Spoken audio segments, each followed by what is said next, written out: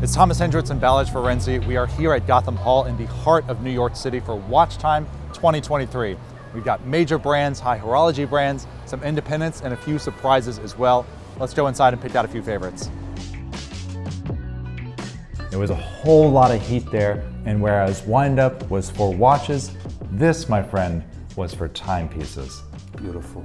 So there wasn't a whole lot that was introduced at this show, but we got to go hands-on with some serious pieces. A whole lot of houses on the wrist, let's say. Yes. Oh yes. Oh yes. So wind-up obviously caters to a lot of affordable micro brands, but it seemed like WatchTime is moving more in the smaller brand direction as well, albeit at a much higher price point. And one interesting thing that we noticed was between the larger brands and the smaller brands, these high horology boutique independent ones where the watch takes years to make, they were very happy to just hand it over to you versus some of the other big brands. So we went by Breguet, but everything was in a glass box. Same with Blancpain. Same with Blancpain as well, although I think they were a little bit more accessible. We saw the Breguet Type 20, which I think the best way to sum it up is if you don't like numerals getting cut off, if you don't like 4th day to date windows, you're gonna absolutely hate this watch.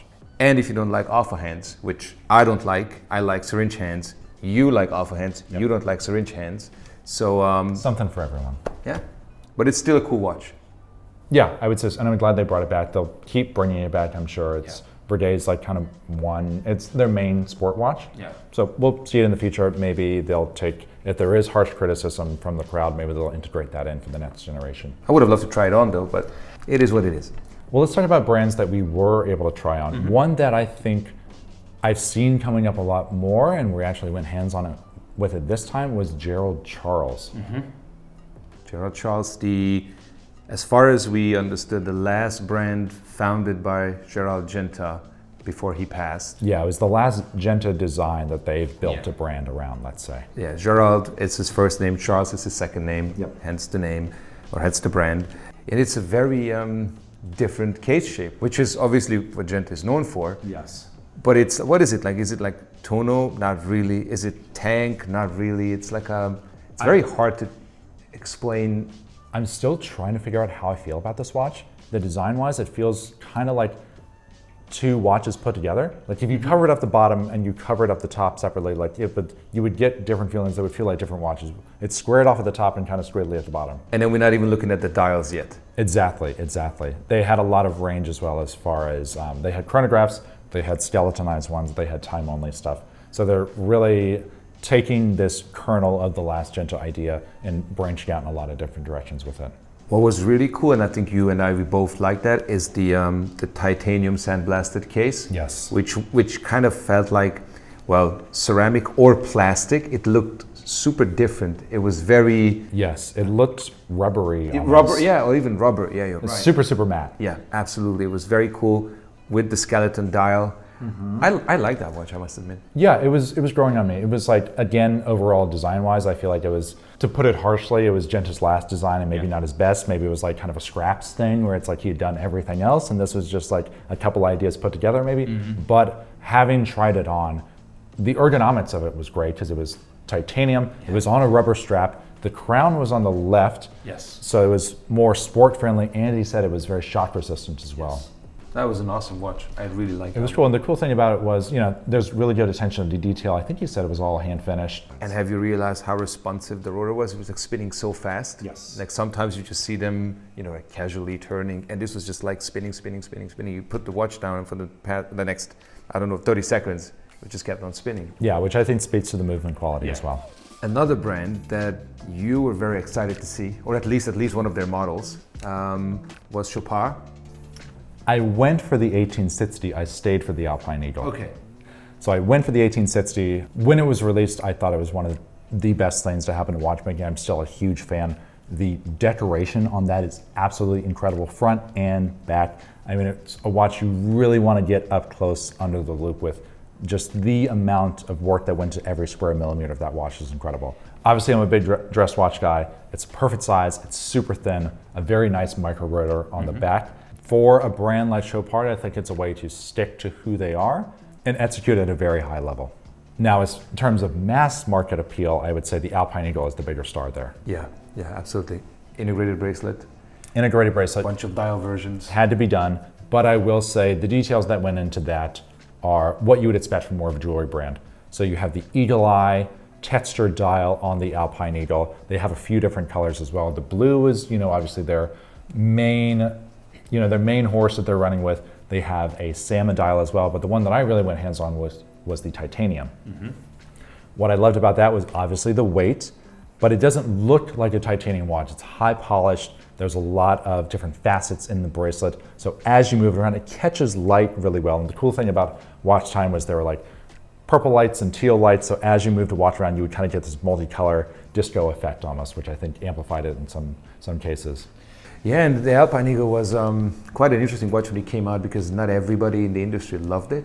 They thought it's it's an integrated bracelet watch. They were late to the party as far as making their own integrated bracelet one. So it was like, by the time it came out, I was like, oh, another integrated bracelet sport watch? And since then, how many more integrated bracelets? Of course. I mean, it was based off of these Saint Moritz, which had been around for much longer than that, of course. But I do like what they've done with it. I think it's very ergonomic. I tried on a 41, it was a more compact 41, which I really liked. The weight definitely helped with that. The weight distribution, I think, made it a lot more comfortable. You have a nice pop of color with the orange hands and the orange accents as well.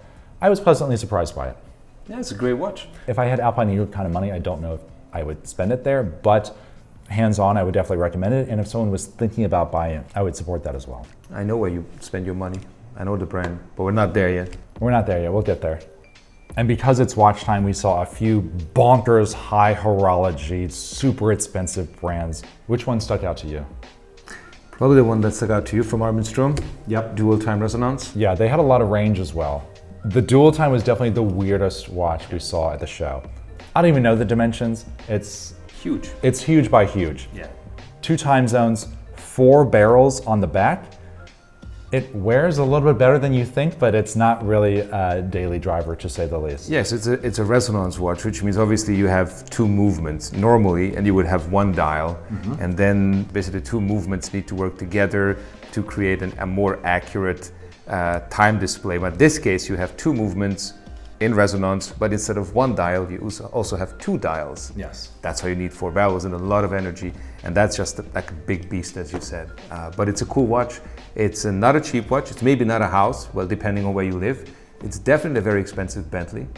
Yes. I think the one that I saw in Geneva, the 1 week first edition, that's my favorite, but it's still a relatively large watch. It has a bracelet. It fits really well on the wrist. I have a bigger wrist, as you know. You have a smaller wrist. I love that in Geneva, as I said, and see it here again.